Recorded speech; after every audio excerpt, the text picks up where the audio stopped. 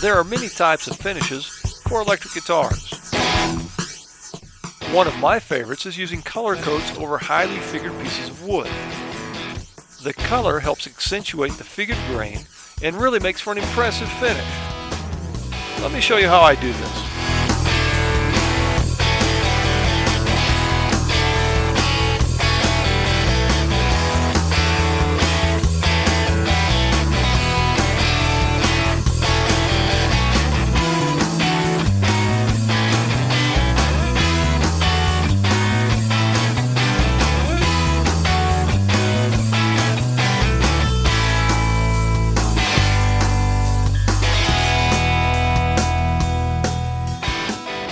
To make the guitar go from this to this takes a lot of work.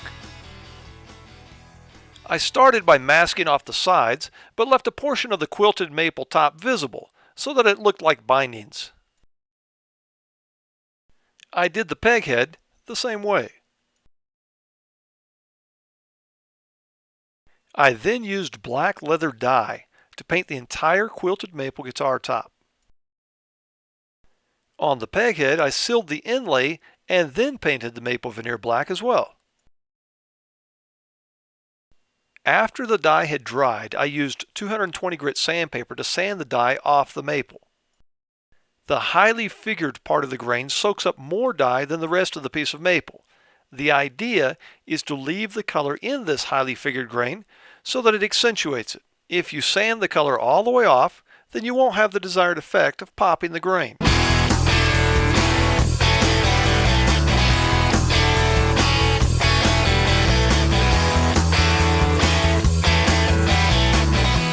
I then chose the color I wanted to use for the guitar, in my case, green.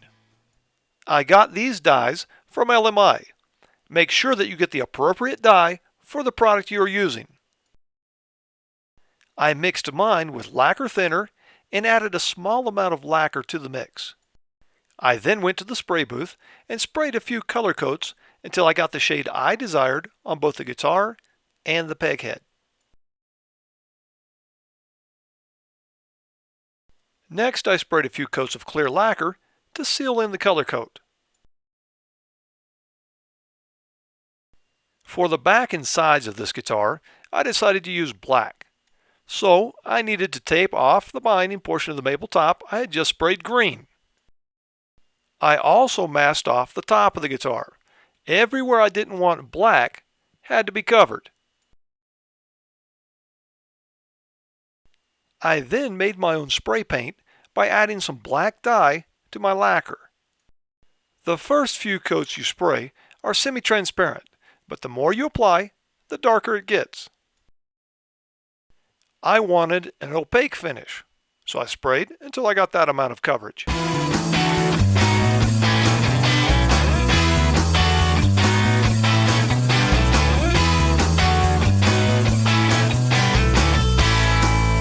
After the first day of spraying, I lightly sanded the entire guitar with 320 grit sandpaper. The key word here is lightly, because you do not want to sand through the clear coat and into the green color coat.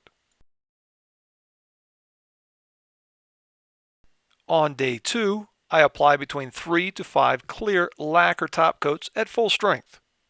You must have a good spray technique so you keep runs and drips to a minimum. Watch my Luthier's Tips du Jour video on spray guns if you need to in order to get a better understanding on how spray guns work. On day 3, I lightly sanded again. You can use 320 or 400 grit paper, or even wet sand to a higher grit if you like. This time you want to get the finish as level as possible in preparation for the final coats of lacquer. After the surface is completely level, it is back to the spray booth to spray another few coats of lacquer. By now, you should have your spray gun and technique dialed in so that you get a nice smooth surface.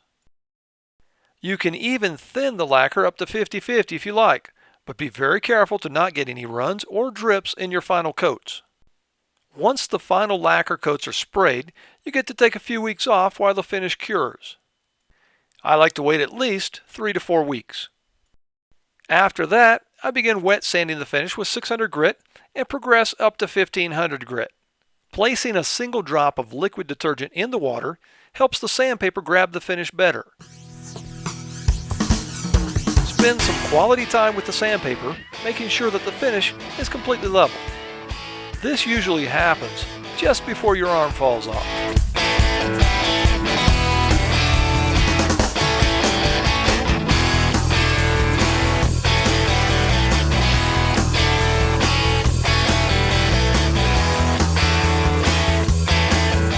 You can tell the finish is level when there are no more shiny spots on the surface.